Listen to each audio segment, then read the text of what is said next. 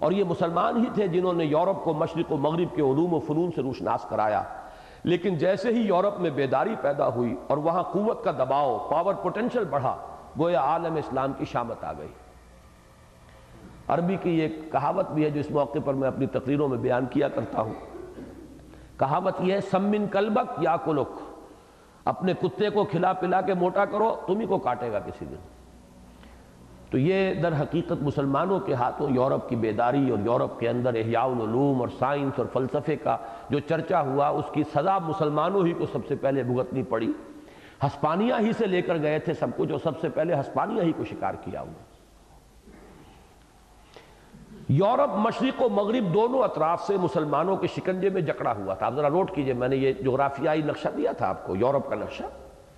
درمیان میں ہے فرانس اور جرمنی، اور نیچے وہ ٹانگ اٹلی والی اور سوئٹزرلینڈ وغیرہ۔ ادھر مشرقی یورپ، ادھر یہ مغربی یورپ جو ہے، جنوب مغربی یورپ یعنی اسپین وغیرہ۔ تو یہ ادھر سلطنت ہسپانیہ مسلمانوں کی، بنو امیہ کی بیٹھی ہوئی، ادھر مشرق کے اندر جو ہے وہ ترکوں کی حکومت، سلطنت عثمانیہ۔ تو یہ سینٹرل یورپ جو ہے یہ لاک تھا، اس کو گویا کہ دو طرف سے زنبور کے جو دو ہیں ان کے اندر یہ جکڑا ہوا تھا۔ تو یورپ مشرق و مغرب دونوں اطراف سے مسلمانوں کے شکنجے میں جکڑا ہوا لاک تھا، لیکن مشرق میں عذاب کے وعدہ اولا کے بعد نشأت ثانیہ کا عمل ظاہر ہو چکا تھا، اور عظیم سلطنت عثمانیہ عالم اسلام کے قلب کے محافظ سنتری کی حیثیت سے کھڑی تھی۔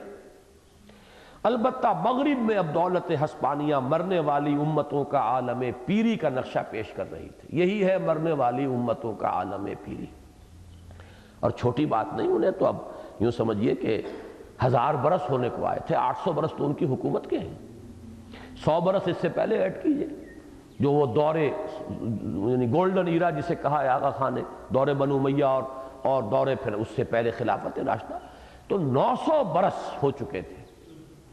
تو اب بڑھاپا طاری ہو چکا تھا۔ یہاں پر بھی اب وہی محل بن رہے تھے، قرطبہ کا محل ہے اور فلاں کا محل ہے اور الحمراء ہے اور عالی شان مساجد ہیں، اب یہ ہو رہا تھا۔ البتہ مغرب میں اب دولت ہسپانیہ مرنے والی امتوں کے عالم پیری کا نقشہ پیش کر رہی تھی، لہذا ہے جرم ضعیفی کی سزا مرگ مفاجات کے مصداق یورپی استعمار کا اولین شکار وہی بنی، اور 15ویں صدی عیسوی کے دوران اس عظیم سلطنت کا قلع قمع ہو گیا، یہاں تک کہ 1492 میں سقوط غرناطہ کے بعد تو بعین ہی وہی کیفیت پیدا ہو گئی جس کا نقشہ قرآن مجید میں عذاب استیصال کا نوالا بننے والی قوموں کے بیان میں کھینچا گیا ہے۔ کَأَن لَّمْ يَغْنَوْا فِيهَا، ایسے ہو گئے جیسے وہاں کبھی تھے ہی نہیں، اور لا یُرَىٰ إِلَّا مَسَاکِنُهُمْ، اب ان کے مسکن نظر آ رہے ہیں، محل نظر آ رہے ہیں، الحمراء ہے لیکن مکین نہیں ہے، رہنے والے نہیں ہیں۔ یہ عذاب استیصال کے لفظ کو نوٹ کر لیجئے، اصل کہتے ہیں جڑ کو، جڑ سے اکھیڑ لینا۔ ایک ہوتا ہے یہ کہ آپ نے پودے کو اوپر سے کاٹ دیا، تنے پر سے کاٹ دیا، جڑ موجود ہے، وہ دوبارہ پودا پھوٹ آئے گا۔ استیصال یہ ہے کہ جڑ سے اکھیڑ لینا۔ یہ جڑ سے اکھیڑنے والے عذاب اللہ تعالیٰ کی طرف سے ان قوموں پر آتے رہے ہیں جن کی طرف رسولوں کو بھیجا جاتا تھا۔ جب رسولوں کی دعوت کا انکار ہوا، اب وہ جڑ سے اس قوم کو، اسی لیے فَقُطِعَ دَابِرُ الْقَوْمِ الَّذِينَ ظَلَمُوا، جڑ کاٹ دی گئی، ان کی پشت جو ہے وہ ختم کر دی گئی۔ یہ جڑ کاٹ دینا، جڑ سے اکھیڑنا، اسی کے لیے تعبیر یہ ہے کَأَن لَّمْ يَغْنَوْا فِيهَا، ایسے ہوگا جو تھے ہی نہیں۔ قوم عاد نسیم منسیہ، قوم سمود وجود نہ رہا، اور لا یُرَىٰ إِلَّا مَسَاکِنُهُمْ، اس نوع کا عذاب اس امت محمد صلی اللہ علیہ وسلم کے اس حصے پر آ چکا ہے جو ہسپانیہ میں تھا، اب تو وہاں کوئی بھی نہیں۔ 1498 میں واسکو ڈی گاما نے نیا بحری راستہ تلاش کر لیا۔ اب یہ دیکھیے جغرافیہ اور تاریخ اور اس کے جو حقائق ہیں، چونکہ یورپین امپیریلزم عالم اسلام پر لینڈ روٹ سے انویڈ نہیں کر سکتا تھا، انویژن نہیں کر سکتا تھا۔ سلطنت عثمانیہ بہت مضبوط کھڑی ہے، اور یوں سمجھ لیں کریسنٹ بنتا ہے سلطنت عثمانیہ کا اگر نقشہ ذہن میں ہو۔ ادھر سے چلیے آپ پورا شمالی افریقہ، میڈیٹرینین جو ہے، میڈیٹرینین کو 3 طرف سے گھیرا ہوا تھا سلطنت عثمانیہ نے۔ پورا شمالی افریقہ، مغربی ایشیا، یہ شام، پھر ترکی کے ساتھ مشرقی یورپ، یہ سارا، ادھر کون آ سکتا تھا؟ کسی کی مجال نہیں تھی۔ لہذا انہوں نے وہ جو جرم ضعیفی کی سزا مرگ مفاجات، اور یہی ہے مرنے والی امتوں کا عالم پیری، ہسپانیہ کو اس سیلاب نے صاف کیا۔ پھر یہ سمندری راستے سے یہ امپیریلزم جو ہے یہ پاور پوٹینشل، اور واسکو ڈی گاما نے جو راستہ تلاش کیا round the Cape of Good Hope, وہاں سے ہو کر یہ سیلاب آیا۔ اول اندیزی چلے آ رہے ہیں، انگریز چلے آ رہے ہیں، فرانسیسی چلے آ رہے ہیں، مختلف قومیں ہیں، وہ آ کر وہ سب سے پہلے شروع ہوئے ہندوستان اور ملائیشیا اور بورنیو اور سماٹرا اور جاوا، اور جو ملائیشیا اور انڈونیشیا اور انڈیا، یہ جو ہے میسرا داہنا بازو کا ایکسٹریم حصہ تھا، سب سے پہلے یہ ان کی حکومتیں ختم ہوئی، اور انڈونیشیا، ملایا اور ہندوستان مختلف یورپی اقوام کے استبدادی پنجوں میں جکڑے گئے۔ اور یہ عمل جس کا آغاز 16ویں صدی عیسوی سے ہوا، 18ویں اور 19ویں صدی عیسوی میں عالم اسلام کے دائیں بازو کی حد تک اپنے عروج یعنی زینت کو پہنچ گیا۔ اس اثنا میں دولت عثمانی بھی اپنے شباب کے دور سے گزر آئی تھی۔ اب یہ 200-300 برس بعد ہم پہنچ گئے، دولت عثمانی بھی اب اپنے شباب اور عروج کے دور سے گزر آئی تھی، اور اب اس نے بھی مرد بیمار کی حیثیت اختیار کر لی تھی، سک مین آف یورپ، یورپ کا مرد بیمار۔ گویا عالم اسلام کے قلب میں 8 صدیوں کے بعد پھر وہی قوت کا خلا پیدا ہو گیا جو 11ویں صدی عیسوی میں دولت عباسیہ کے اضمحلال کے باعث پیدا ہوا تھا، اور قوت کے دباؤ کی اس کمی کے باعث مغربی استعمار کا رخ عالم اسلام کے قلب کی جانب مڑ گیا، اور اس کے اعتبار سے بھی وعد الآخرہ کا وقت آ پہنچا۔ فَإِذَا جَاءَ وَعْدُ الْآخِرَةِ لِيَسُوءُ وُجُوهَكُمْ وَلِيَدْخُلُوا الْمَسْجِدَ كَمَا دَخَلُوهُ أَوَّلَ مَرَّةٍ وَلِيُتَبِّرُوا مَا عَلَوْا تَتْبِيرًا۔ عالم اسلام کے قلب پر اللہ تعالیٰ کے عذاب کے اس دوسرے دور کا آغاز 20ویں صدی کے شروع میں ہو گیا تھا، قلب پر۔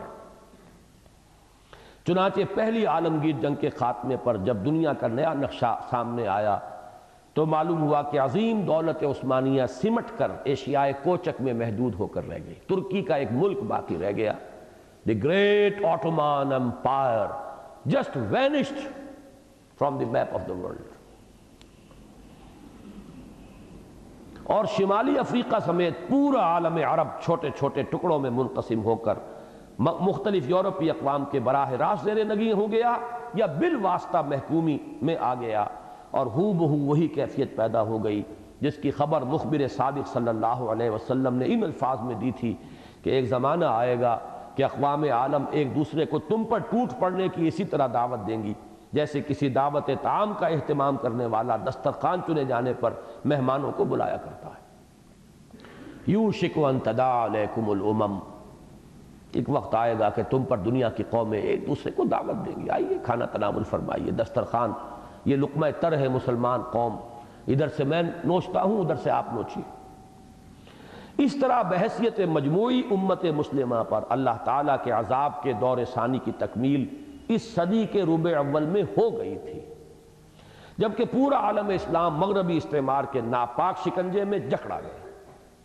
اگرچہ خاص امیین کے حق میں وعد الآخرہ کی وہ مکمل صورت کہ لِيَسُوءُ وُجُوهَكُمْ وَلِيَدْخُلُوا الْمَسْجِدَ كَمَا دَخَلُوهُ أَوَّلَ مَرَّةٍ وَلِيُتَبِّرُوا مَا عَلَوْا تَتْبِيرًا کے الفاظ میں بیان ہوئی تھی، تقریباً نصف صدی بعد 1967 میں ظاہر ہوئی جب اللہ تعالیٰ نے انہیں اپنی ایک مغضوب و ملعون قوم کے ہاتھوں ایک شرمناک اور ذلت آمیز شکست دلوائی، اور عربوں کے عہد تولیت کے دوران ایک بار پھر مسجد اقصیٰ کی حرمت پامال ہوئی، اور بیت المقدس ان کے ہاتھوں سے نکل کر یہود کے قبضے میں چلا گیا، اور اللہ ہی بہتر جانتا ہے کہ اس بار یہ قبضہ کتنا طویل ہوگا۔ 22 years have passed۔ وہ 88 برس تھے پہلا قبضہ، 88 years، 1099 تا 1187، 22 اب بھی ہو گئے، اور کوئی آثار نہیں، کوئی امکان ہی نظر نہیں آ رہا کسی طرف سے بھی۔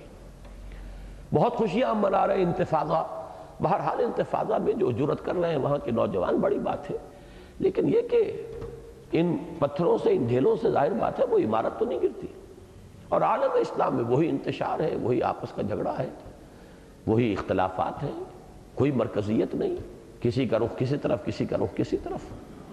تو باز یافت جو ہے بیت المقدس کی ابھی تو آس پاس کوئی اس کے آثار نظر نہیں آ رہے۔ شروع میں تو بڑا جوش و خروش تھا، جلوس نکل رہے ہیں، لوگ دھاڑے مار مار کر رو رہے ہیں، سب کچھ ہو رہا ہے، لیکن یہ کہ ہوتے ریکنسائل کر لیا۔